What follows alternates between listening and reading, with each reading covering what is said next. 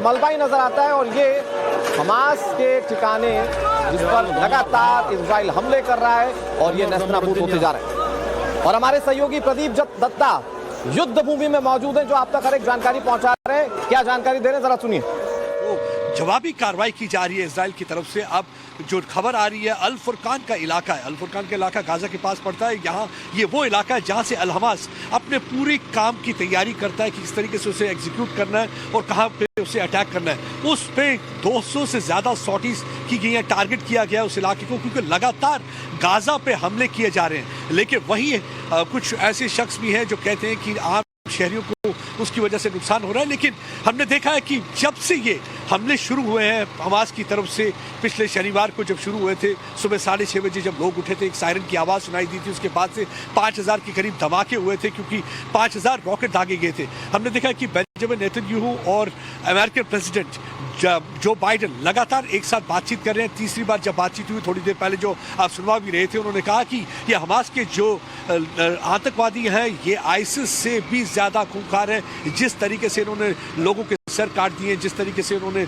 बच्चों को मारा है, जिस तरीके से उन्होंने औरतों को होस्टेज दिया है, तो ये आईसिस से ज़्यादा खूंखार है। उनके साथ उसी तरीके से डील करना चाहिए, यानी कि इनके साथ कोई भी रियायत नहीं बख्शी जानी चाहिए। क्योंकि कुछ लोग ऐसा है कि वो कह रहे हैं कि गाजा पर हमले बंद होने चाहिए। आपने देखो कि हमास भी किस तरीके से ये जो इन्होंने लोगों को होस्टेज और बंदी बनाया हुआ है उसको किस तरीके से पॉलिटिकली यूज करना चाहते हैं। वो कहते हैं कि अगर आप गाजा पर हमले बंद नहीं करेंगे, एक एक करके हमारे पास जितने भी बंदी हैं उनको हम पब्लिकली मार देंगे और उनकी लाशें हम लटका देंगे, ऐसा उन्होंने कहा है। तो उसके बाद से देखिए काफ़ी यहाँ पे हालात संगीन बने हुए हैं। लगातार हमने देखा है कि अंतर्राष्ट्रीय प्रेशर भी बिल्डअप हो रहा है। हालांकि काफ़ी अंतर्राष्ट्रीय मुल्क हैं जो समर्थन कर रहे हैं इजराइल का, लेकिन अभी भी कुछ मुल्क हैं जो पाकिस्तान जैसे जो अभी भी फ़लस्तीन का सपोर्ट कर रहे हैं। चाइना की तरफ से आप देखिए डुप्लिसिटी दिखती है। एक तरफ तो वो कहते हैं कि कंडेम करते हैं अटैक को, दूसरी तरफ चाइना भी हमने देखा कि किस तरीके से सॉवरेन स्टेट जो फ़लस्तीन है उसको सपोर्ट करता है। यानी कि अगर आप सॉवरेन स्टेट को इस मौके पर सपोर्ट करते हैं तो यानी कि इनडायरेक्टली कहीं आप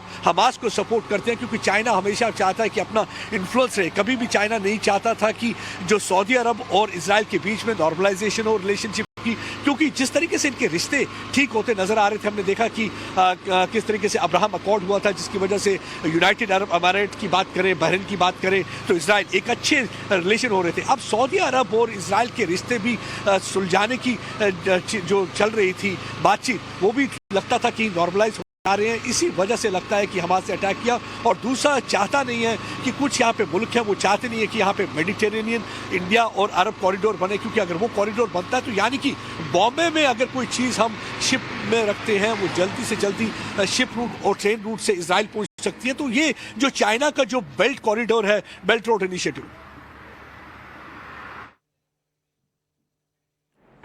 तो प्रदीप दत्ता आप तक जानकारी पहुंचा रहे थे। इस जंग के पीछे के मायने वो बहुत बारीकी से आपको समझा रहे थे। युद्ध भूमि में मौजूद हैं और एक एक जानकारी आप तक तस्वीरों के साथ वो आगे भी पहुंचाते रहेंगे। लेकिन इस वक्त जो आप तस्वीरें देख रहे हैं ये डिस्ट्रक्शन की तस्वीरें हैं, और ये डिस्ट्रक्शन लेकर कौन आ रहा है? इजराइल गाजा पट्टी के इलाकों में लगातार